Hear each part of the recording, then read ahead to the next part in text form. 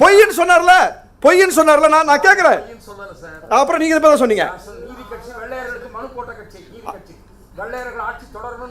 ஆமா ஆமா, பிஜேபி வந்து ரொம்ப வந்து அதாவதுங்க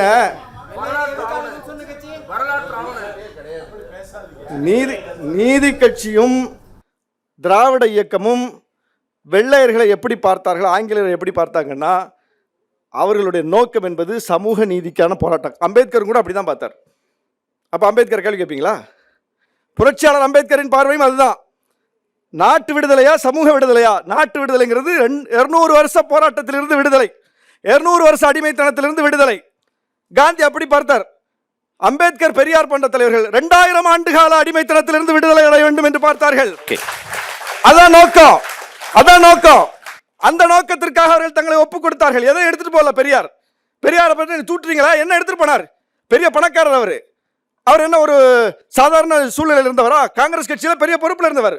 பதவியை துறந்து விட்டு, தேர்தல் அரசியலை துறந்து விட்டு பரப்புரை அரசியலுக்கு வந்தவர். ஓட்டு பிச்சை எடுக்கல அவரு, பரப்புரை அரசியலுக்கு வந்தவர். காலம் பூரா பயணப்பட்டாரு.